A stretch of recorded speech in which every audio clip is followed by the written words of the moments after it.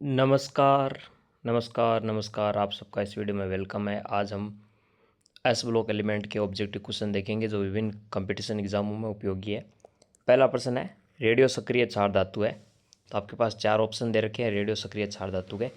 ए है इसके अंदर लिथियम, बी सीजियम, रुबिडियम या फ्रेंसियम। तो रेडियो सक्रिय क्षार धातु है वो फ्रेंसियम है। ठीक है, पहले का आंसर हो जाएगा डी। फिर बढ़ते हैं अगले प्रश्न में। ये रहा आपकी स्क्रीन पर। दुर्लभ धातु है वो कौन सी है इनमें? ए बेरिलियम, बी स्ट्रोंसियम, सी बेरियम या डी रेडियम। तो जो दुर्लभ धातु है वो है बेरिलियम। ठीक है, इसके बाद हम आगे बात करते हैं। तीसरा प्रश्न, वह क्षार धातु जो अपवाद स्वरूप नाइट्रोजन से क्रिया कर नाइट्राइड M3N बनाती है, यानी मेटल या धातु 3N बनाती है, जिसको नाइट्राइड कहते हैं। तो कौन सी बनाती है? सारी क्षार धातुएं नहीं बनाती, एक ही बनाती है। इनमें से आपको बताना है। A lithium, B potassium, C rubidium या डी सोडियम। तो लिथियम है वो क्या करती है? नाइट्रोजन के साथ नाइट्राइड बना लेती है, जबकि अन्य जो क्षार धातुएं वो ऐसा नहीं करती। अगला प्रश्न है कि क्षार धातुएं इनके लवण के, यानी या तो क्षार, कोई क्षार धातु है या उनका साल्ट है, जब उनको आग में ले जाते हैं तो वो रंग उत्पन्न करती है। ठीक है ना, एक स्पेचुलो आता है, चम्मच सा छोटा सा लेबोरेटरी में, उस पर यहाँ रख कर आग में ले जाते हैं तो आग है ना विशिष्ट रंग उत्पन्न करती है। उसको ज्वाला टेस्ट कहते हैं, फ्लेम टेस्ट कहते हैं। ठीक है ना, तो फ्लेम टेस्ट दे रखे, क्षार धातुओं के रंग दे रखे। तो इनमें बताना कि कौन सा मिला हुआ नहीं है। क्षार धातु है, इधर रंग है। लिथियम किरमिजी लाल रंग देती है, सीजियम नीला रंग, पोटेशियम बैंगनी रंग और सोडियम लाल बैंगनी। तो ये चार दे रखे, इनमें से कितने सुमेलित नहीं है, इनमें से कितने नहीं है जो मिले हुए नहीं है सही से। ठीक है ना, यानी क्षार धातु और उनका रंग। ए में 0, बी में 3, सी में 1 और डी में 2। तो इसका आंसर हो जाएगा C1। कौन सा मिला हुआ नहीं है? लिथियम किरमिजी लाल ये मिला हुआ है, सीजियम नीला ये भी सही है, पोटेशियम बैंगनी ये सही है, सोडियम लाल बैंगनी रंग नहीं देता, ये क्या देता है? पीला रंग देता है ज्वाला के अंदर जलने पर। ठीक है, और लाल बैंगनी कौन देता है? वो रुबिडियम देता है। ठीक है ना, तो रुबिडियम आर भी है वो लाल बैंगनी देता है, जबकि सोडियम पीला देता है। बाकी ये सब सही है। अगला प्रश्न देखते हैं कि क्षार धातुओं की अमोनिया विलयन से क्रिया से संबंधित कुछ कथन नीचे दिए गए इनमें से असत्य कथन बताइए। है ना, क्षार धातु है वो अमोनिया विलयन के साथ क्रिया कर लेती है, तो उस दौरान क्या क्या इंसिडेंट होते हैं, घटनाएं होती है, उनके बारे में कुछ कथन दे रखे हैं। उनमें से एक गलत कथन है वो आपको बताना है। तो पहला है, क्षार धातुएं अमोनिया विलयन में घुलकर गहरा नीला रंग बनाती है, उत्पन्न करती है। क्षार धातु अमोनिया विलयन में विद्युत की कुचालक है, और जो ये विलयन बनता है क्षार धातु और अमोनिया का, ये विलयन अनुचुंबकीय होता है। डी, ये विलयन हाइड्रोजन मुक्त कर प्रतिचुंबकीय प्रकृति में बदल जाता है। तो चार कथन है, सोचिए, बढ़िया प्रश्न है ये। तो इनमें से जो है क्षार धातु अमोनिया विलयन विद्युत का कुचालक है, ये गलत है, क्योंकि ये विद्युत का सुचालक है। बाकी सब सही है। ये अनुचुंबकीय होता है जो बाद में हाइड्रोजन मुक्त कर प्रतिचुंबकीय में बदल जाता है, और गहरा रंग इसमें उत्पन्न होता है, ये भी सही है। ठीक है, अब स्तंभ मिलान करना आपको। कॉलम ए कॉलम बी को मिला रहा है। स्तंभ ए में दे रखे हैं द्रव्य sodium, potassium chloride, potassium hydroxide और लिथियम। इधर दे रखे उर्वरक रूप में नाभिक के रिएक्टर में शीतलन रूप में, विद्युत रासायनिक सेलों में और मृदु साबुन निर्माण में, और ये कूट दे रखे हैं। तो आप इनको मिला सकते हैं। तो द्रव्य सोडियम है, द्रव्य सोडियम किस में उपयोगी है आपको बताना है। तो द्रव्य सोडियम नाभिकीय रिएक्टर में शीतलन करता है। ठीक है, फिर पोटेशियम है क्लोराइड, ये उर्वरक रूप में उपयोगी है। ठीक है, पोटेशियम हाइड्रोक्साइड है, ये मृदु साबुन निर्माण में है। और लिथियम, लिथियम की बैटरी आती है, विद्युत रासायनिक सेल लिथियम आयन बैटरी आती है जो मोबाइल आदि में यूज होती है। तो पहले के अंदर बी है, तो बी एक में ही है, तो ये तीसरा ऑप्शन सही हो जाएगा। अगला प्रश्न है, प्रकाश विद्युत सेल में उपयोगी क्या है? लिथियम, सोडियम, रुबिडियम या सीजियम। तो प्रकाश विद्युत सेल में लिथियम उपयोगी है। अगला प्रश्न है, विकर्ण संबंध है उसका आधार क्या होता है? यानी जैसे ये क्षार धातु है, इधर क्षार मृदा धातु है। ठीक है, तो इनमें क्या होता है कि टेढ़े रूप में एलिमेंट है ना, वो गुणों में समानता दर्शाती है। तो उसका आधार क्या है? आयनन एंथैल्पी, आयनिक आकार, परमाणुक आकार या जलीय वजन एंथैल्पी। तो इसका उत्तर है आयनिक आकार या आवेश त्रिज्या अनुपात है, वो क्या होता है? विकर्ण संबंध का आधार होता है। अगला प्रश्न है, लिथियम व बेरिलियम क्रमशः रिक्त स्थान के साथ विकर्ण संबंध दर्शाते हैं। लिथियम किसके साथ दर्शाएगा और बेरिलियम किसके साथ दर्शाएगा, यह आपको इसके अंदर बताना है। ठीक है, तो ये आप क्वेश्चन समझ गए होंगे। ठीक है, तो इसके अंदर आपका दे रखे aluminium magnesium, magnesium barium, magnesium aluminium, aluminium beryllium. तो इसका आंसर हो जाएगा सी। लिथियम है वो मैग्नीशियम के साथ विकर्ण संबंध दर्शाता है, यानी गुणों में समानता दर्शाता है, और बेरिलियम एल्यूमिनियम के साथ दर्शाता है विकर्ण संबंध। ठीक है, लगभग गुणों में समान होते हैं। कौन सा कथन लिथियम व मैग्नीशियम की समानता का बिंदु नहीं है? इसी तरह लिथियम और मैग्नीशियम में बताया थी समानता होती है, लेकिन कौन सा बिंदु नहीं है? दोनों कठोर व हल्का होना दोनों का, M3N व M3N2 क्रम से बनाना, या नाइट्रोजन के साथ क्रिया करके ये बनाते हैं। ये लिथियम बनाएगा और ये मैग्नीशियम बनाएगा। सुपर ऑक्साइड नहीं बनाते। LiCl व MgCl2 दोनों एथेनॉल में एविले हैं। तो इन चार कथन दे गए, चार में से एक है आपका वो सही नहीं है, तो इसका गलत आंसर कौन सा है? ये हो जाएगा डी, यानी ये दोनों एथेनॉल में विलय हुई है।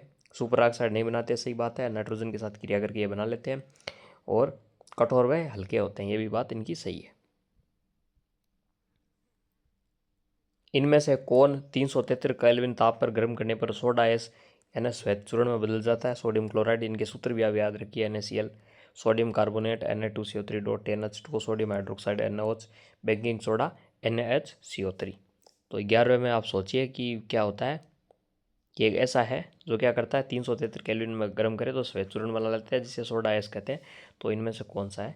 तो वो है Na2CO3, भी हो जाएगा इसका। ठीक है, और आप कमेंट में करके बताइए, कमेंट करके बताइए सोडा एस का सूत्र क्या होता है, अगर बता सकते हैं तो। ठीक है, अगर पढ़ा है इस ब्लॉग तो। 12वां प्रश्न है, बेरिलियम व एल्यूमिनियम के विकर्ण संबंध के बारे में असत्य कथन बताइए। कौन सा है? बेरिलियम क्या करता है? एल्यूमिनियम के साथ विकर्ण संबंध दर्शाता है, यानी दोनों के गुण समान होते हैं। ठीक है, तो इनमें से कौन सा सही नहीं है? शीघ्रता से अम्लों से प्रभावित न होना, वाष्प अवस्था में सेतुबंधित क्लोराइड बनाना, दोनों प्रबल लुईस अम्ल है, दोनों के क्लोराइड है, एवं फिडेलक्राफ्ट अभिक्रिया में उत्प्रेरक का काम करते हैं, यानी दोनों के क्लोराइड है वो क्या है? लुईस अम्ल है, और दोनों फिडेलक्राफ्ट में उत्प्रेरक का काम करते हैं। कथन है, चौथा कथन है, इनके आयन जटिल यौगिक नहीं बनाते। तो इनके अंदर शीघ्रता से अम्लों से प्रभावित होना सही है, वाष्प अवस्था में सेतुबंधित बनाना ये भी सही है, सी भी सही है, डी गलत हो जाएगा क्योंकि ये जटिल यौगिक बनाते हैं। अगला प्रश्न है, कौन सा क्षार मृदा धातु ज्वाला को एप्पल ग्रीन रंग प्रदान करता है? कैल्शियम, स्ट्रोंशियम, बेरियम या बेरिलियम? तो बेरिलियम है, बेरियम नहीं, बेरियम।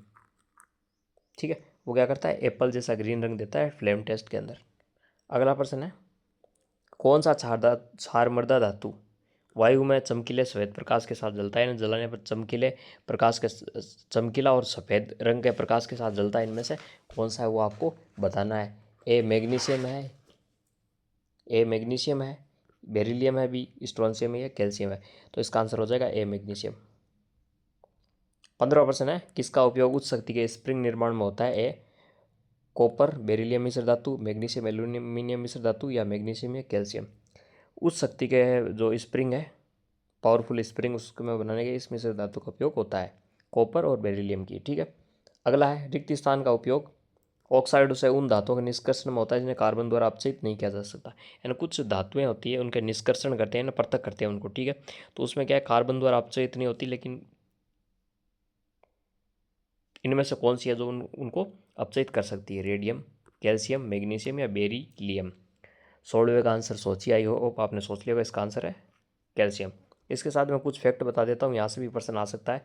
रेडियम लवण है, इसका उपचार है ना विकिरण चिकित्सा या कैंसर के उपचार में होता है। ठीक है, मैग्नीशियम है, ये टूथपेस्ट का घटक है, कोलगेट टूथपेस्ट आती है उसमें पाया जाता है। इसके अलावा इसका एक मिल्क ऑफ मैग्नीशिया बना होता है जो एंटासिड के रूप में उपयोगी, यानी एसिडिटी होती है तो एंटासिड के रूप में जो गोलियां लेते हैं वो मिल्क ऑफ मैग्नीशिया होता है, उसमें मैग्नीशियम होता है। इसके अलावा कैल्शियम और बेरियम है, कि निर्वात नली से वायु का निष्कासन। निर्वात नली इसमें ऐसी होती है, कोई नली होती है ट्यूब जो निर्वात चाहिए, निर्वात उत्पन्न करने के लिए, उसमें वायु लेस मात्र भी नहीं होनी चाहिए, तो उसमें से वायु हटाने के लिए कैल्शियम और बेरियम उपयोगी है। ये फैक्ट भी आप ध्यान रखिए, यहाँ से प्रश्न बन सकता है। आगे प्रश्न है, टूटी हड्डियों को जोड़ने में मूर्ति निर्माण में उपयोग किया जाता है, किसका किया जाता है? जिप्सम, प्लास्टर ऑफ पेरिस, बुझा चूना, या कैल्शियम कार्बोनेट? तो 17वां प्रश्न आपकी स्क्रीन पर है और इसका आंसर है बी, प्लास्टर ऑफ पेरिस का उपयोग किया जाता है। अगला प्रश्न है, पोर्टलैंड सीमेंट में आधिक्य में क्या होता है, पोर्टलैंड सीमेंट में बहुत सारे घटक होते हैं, उनमें सबसे ज़्यादा क्या पाया जाता है, CaO calcium oxide, SiO2, Al2O3 या MgO। तो ये इसका आंसर हो जाएगा CaO। ये 50 से 60% पाया जाता है, SiO2 20 से 25% होता है, Al2O3 5 से 10%, MgO 2 से 3% और Fe2O3 व SO3 ये दोनों क्या होते हैं 1 से 2% होते हैं। तो ये संगठन होता है पोर्टलैंड सीमेंट का। ये कैसे पूछा जा सकता है, बढ़ते क्रम में, कम क्रम में व्यवस्थित कीजिए, कौन कम पाया जाता है, कौन ज़्यादा पाया जाता है। एंड 19वां प्रश्न है जिसमें आपको मिलान करना है। बिना गुजा चुना, प्लास्टर ऑफ पेरिस, जिप्सम स्तंभ ए में, स्तंभ 2 में इनके सूत्र है। तो इसको मिलान करते हैं फिर। बिना बुझा चूना इसका सूत्र है CaO कैल्शियम ऑक्साइड। ठीक है, बुझा चूना का सूत्र है CaOH2। ठीक है, और प्लास्टर ऑफ पेरिस का सूत्र हो जाएगा आपके CaSO4 डॉट हाफ H2O और जिप्सम का हो जाएगा CaSO4 डॉट H2O। यानी कि पहला इसके अंदर राइट हो जाएगा। पहले में C है, दूसरे में D है, तीसरे में H, चौथे में B है। तो पहला इसका आंसर सही हो जाएगा। अब बढ़ते हैं आज के लास्ट क्वेश्चन की तरफ। ठीक है, वो भी तगड़ा होगा। कौन सा कार्य कैल्शियम का नहीं है, ये आपको बताना है। रक्त स्कंदन यानी खून का थक्का जमन में मदद करता है। दांत व हड्डियों का 99% घटक होता है, यानी कि मुख्यतः दांत और हड्डियाँ इसी की बनी होती है। कोशिका झिल्ली में जल प्रवाह का नियंत्रण करता है और पेशी संकुचन में सहायक है। तो 4 कार्य दे रखे हैं, इनको सोचिए कौन सा नहीं होगा। तो इसके अंदर क्या है, खून रक्त स्कंदन करता है, दांत व हड्डियों का 99% घटक है, पेशी संकुचन करता है, ये भी सही है। लेकिन कोशिका झिल्ली में जल प्रवाह का नियंत्रण ये नहीं करता। कौन करते हैं, Na+ और K+ करते हैं, जिससे सोडियम पोटेशियम पंप कहा जाता है। तो आप इसको ऐसे भी प्रश्न पूछ सकते हैं कि इनमें से कौन कोशिका झिल्ली में जल प्रवाह का नियंत्रण करते हैं, तो हो जाएगा सोडियम पोटेशियम पंप द्वारा किया जाता है। ये थे 20 प्रश्न जो काफ़ी इंपॉर्टेंट थे। वीडियो अच्छा लगे तो लाइक कीजिए, शेयर कीजिए, चैनल को सब्सक्राइब कीजिए और सपोर्ट कीजिए इस चैनल को। मिलते हैं फिर अगले वीडियो में। ठीक है।